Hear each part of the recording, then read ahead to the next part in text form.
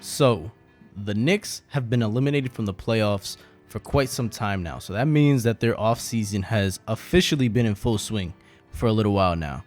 Let's start off by commending the Knicks for the season that they had, which really could be summed up by Julius Randle winning Most Improved Player award by itself. But, he also finished a top 10 MVP candidate.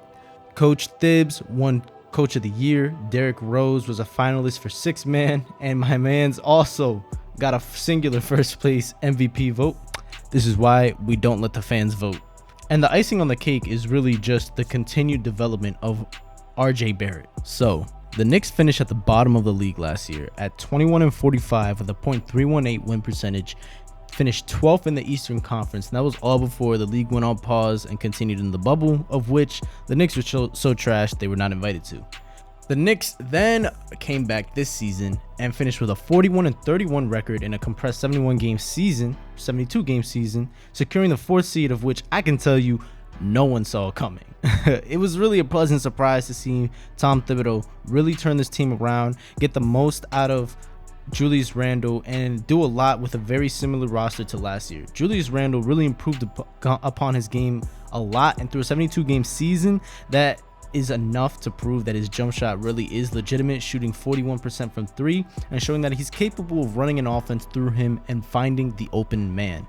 Now, to what extent this can be done though was shown and exposed in these 2021 playoff against the Hawks, where he reverted back to pre-bubble era Randle and he was averaging almost 5 turnovers a game. He was averaging 4.6. So I'm not going to even go into advanced statistics because you don't need to see the advanced statistics to see how awful this playoff series really was against the Hawks for Julius Randle.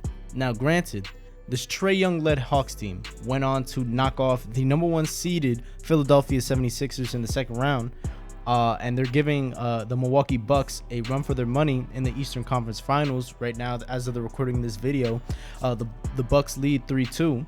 But after this performance, it still leads to a lot of doubts in Knicks fans' heads and basketball fans alike, to be honest. Like, are the Knicks really back? It is obvious that Julius Randle is not going to be the number 1 player on a championship contender, even with the season that he had, but can he realistically be the number 2 or number 3 option?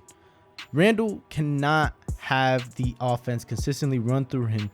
That's just the baseline that we got to start off with. It is not his natural skill set, although he has the ability to do so and has significantly improved upon that part of his game in New York. I just don't believe that this is the long-term answer for the Knicks, and I don't think it would lead to any real deep playoff success. In the short term, absolutely. He is the Knicks' current best player, and I agree with how they utilize him this year to win games and keep the team afloat. And that's most likely how they're going to utilize him next year with a relatively weak free agency class. That doesn't really address any of the glaring issues with the Knicks at the moment, aside from a possible Lonzo Ball signing, which I will get to later. So right now, I'm going to show you a list of all the New York Knicks players that are becoming free agents this season and how much they made this season. I put up how much they made this season because when the Knicks first signed them, they were able to sign for cheap. So from left to right, you see you have Derrick Rose making 7.6 mil, Frank Ntilikina making 6, Alec Burks made 6, Elfrid Payton made 5.7, Nerlens Noel made 5, Reggie Bullock made 4.2, and Taj Gibson made 3.28 million. Most of these salaries will no doubt be much bigger now that they have been a part of a team that has playoff experience and finished the top seed in their respective conference. Just like many teams after a championship season, the success that those players brought to the team makes them more valuable in the free agency market, and rightfully so. So the Knicks have a lot of cap space this offseason, I believe $54 million, but the free agency class to secure a superstar is not looking great, with the only star that would possibly be interested in coming is Kawhi Leonard, of which if he comes by himself, he will experience a lot of the same difficulties as he did in LA with no bona fide playmaker on the team. So the odds of him coming to New York are a bit less because of that reason, and the reason that he saw much more success with the Clippers. And the odds of getting one in the trade market at this point are fairly slim, with Damian Lillard seemingly being the only superstar available that the Knicks can feasibly trade for. Although it is unclear if he's set in stone that he's leaving at this very moment, and trading for an aging star means that you will most definitely be trading away your young talent in RJ Barrett, and quickly at the very least. And that's something that I do not personally believe that the Knicks should do, based on the ceiling that RJ and quickly have shown, and especially the astronomical leap that RJ Barrett has made in just his second year in the league. I believe that it will be more beneficial for the Knicks to build around RJ and get 8 to 10 more solid years out of a younger star that still has to develop than to get maybe 3 to 5 years out of Damian Lillard, who is already in his prime. With that being said, I have not really said what the Knicks really need to focus on and what holes they need to fill. But in order to understand my reasoning behind this, you need to know the context. Now, being just a guy with a mic, my opinion is that the Knicks take another year of trying to fill out their roster without making any blockbuster moves for a star. Their young core of Quickly, Barrett, and Randall shows a lot of promise for them to develop into an extremely talented offensive team, but they need to address the situation at the point guard. As I said before, Randall is not the guy to be consistently bringing down the ball, and a guy such as Dennis Schroeder, if he's willing to sign a short-term deal during his free agency, will bring a lot of success to the Knicks franchise, who are in desperate need of a consistent playmaker that can shoot the basketball. Now, the only issue here for New York is they will have to significantly overpay for him, as he rejected a 4-year extension from the Lakers worth about $85 million. So that means he's going to be trying to look for a max, of which I don't believe Dennis Schroeder is a max player whatsoever. But even a long-term deal for Schroeder could be fine, because as you know, this team looks to develop their young core, and they're not really in the win now window, the win now situation, I don't believe. Coming from a failed Lakers playoff run, that might be the fresh start that he wants, or he would either want to go to a contender this offseason. So the likes of signing Lonzo Ball is a much more intriguing option here, as he's just as young as his core in New York, and he can bring many of the same skills as Dennis Schroeder, but in a younger, more raw form that will be a little bit cheaper as well. And he has improved his 3-ball in all parts of his game every year that he's been in the NBA. So there's no reason to believe that he could not do the same in New York and desperately answer the biggest hole in this roster while continuously improving. A move to sign Spencer Dinwiddie may also be favorable for the Knicks and bring him to the other side of New York.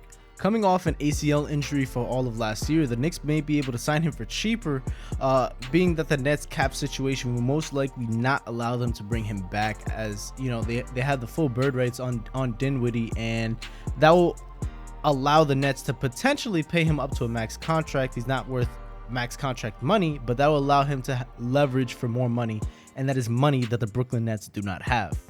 Now, trading for a young player such as Colin Sexton, Devontae Graham, Darius Garland, or DeJounte Murray could be more feasible, as maybe including a pick and one other piece will be enough to get one of those players. They provide different amounts of upside with a base in decent shooting, scoring ability, and all the ability to facilitate the offense. A sign and trade deal with Jared Allen to include Sexton could possibly be a more realistic move that you see the Knicks make, in a deal that would most likely include Mitchell Robinson, a pick, and possibly another young talent on the Knicks.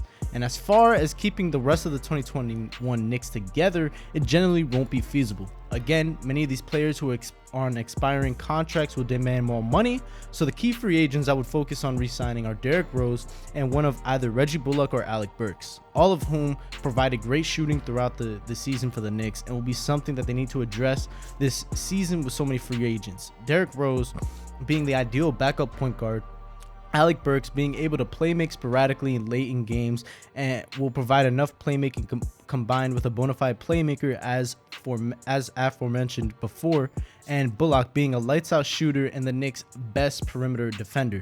Nerlens Noel would be the last player on this list to bring back if the cap space allows for it, being that the Knicks will eventually be in a position to secure a big free agent at some point, and that would cement their status as contenders if they were to continue on this on this trajectory with the development of the young players and keep enough cap space for a max deal. Noel's defense after the injury of Mitchell Robinson was great and was much needed for the Knicks, but it was clear that him being undersized would eventually come out, and as seen against a big man such as Clint Capella in the playoffs, as a backup center, though, there may not be a backup that is better for his skill set, which is defensive prowess and smart rebounding. Gibson, given his age, might sign for another cheap deal to provide a leadership role for the younger players, and I would be surprised, honestly, if he were to leave the situation in New York in the relationship that he has with Tom Thibodeau.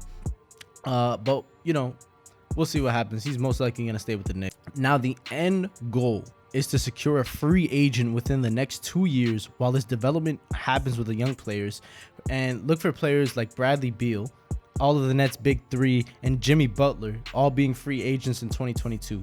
D'Angelo Russell, Jokic, Embiid, Middleton, Vucevic, all of them are also free agents in 2023, and all of whose current situations, besides maybe Jokic, have the chance of significantly changing for the worse, pushing for a change of scenery for all of these players. And maybe I'll give the benefit of the doubt to Middleton and or the Nets' big three. But this will be a contract year for Julius Randle, so the amount of money that he makes will depend on his play, you know, and if you see more improvements to his game. Being an all-NBA second-team selection this year will make him eligible for a supermax deal with the New York Knicks, and that is likely what he's going to be pushing for unless his play significantly drops off this year. And, you know, that's not a matter that I'm going to get into because this video is already long enough, but I will definitely touch upon that in the future, in future videos. You know, let me know if you guys like this video, because that's really wrapping up what the Knicks have to do in this offseason, and, you know, their plans for the future, in my opinion, and what Leon Rose needs to do to get this team on track to be a championship contender. So leave a like, comment, subscribe. You know, it really helps the channel grow, and I'm going to be pumping out more videos on different teams, on what they need to do to put themselves in the right direction, you know, to improve their team. And I believe I'm making one on the Boston Celtics next, and that should be coming out within the next week of the release of this video. So I just want to thank you all for watching, and until next video, I'm out.